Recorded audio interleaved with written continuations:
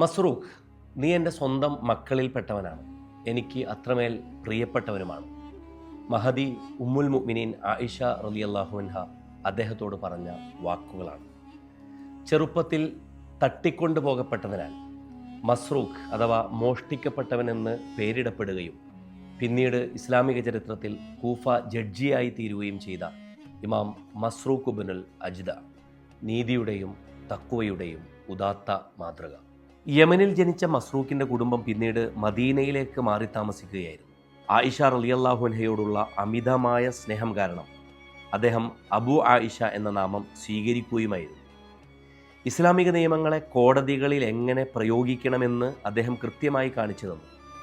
അദ്ദേഹം രൂപീകരിച്ച വിധിന്യായങ്ങളാണ് പിൽക്കാലത്ത് കോടതി നിയമങ്ങൾക്ക് വലിയ ഗൈഡായി മാറിയത്. ഷാഫിഈ, ഹനഫി മദ്ഹബുകളിലെ സാക്ഷി നിയമങ്ങൾ രൂപീകരിക്കാൻ ഇദ്ദേഹത്തിൻ്റെ വിധികൾ വലിയ തെളിവായി സ്വീകരിക്കപ്പെട്ടിട്ടുണ്ട്. നീതി നിർവഹണത്തിൽ അള്ളാഹുവെ മാത്രം ഭയപ്പെടുക എന്നതായിരുന്നു അദ്ദേഹത്തിൻ്റെ മാനിഫെസ്റ്റോ. ന്യായാധിപനായിരുന്നിട്ടും അദ്ദേഹം ഗവൺമെൻറ്റിൽ നിന്ന് ഒരു തരി പൈസ പോലും ശമ്പളമായി കൈപ്പറ്റിയിരുന്നില്ല എന്നാണ്.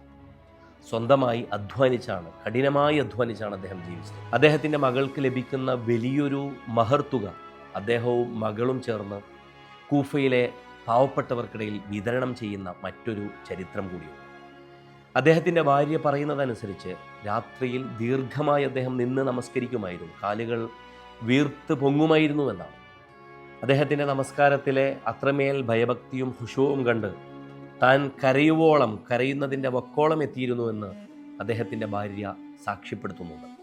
നീതിയും തഖ്വയും ജീവിതത്തിൽ എങ്ങനെ ഒരുമിച്ച് കൊണ്ടുപോകാമെന്ന് കാണിച്ചു തന്ന ഈ മഹാപുരുഷൻ ഹിജറ വർഷം 62 ഈ ലോകത്ത് നിന്ന് വിടവാങ്ങുന്നത്.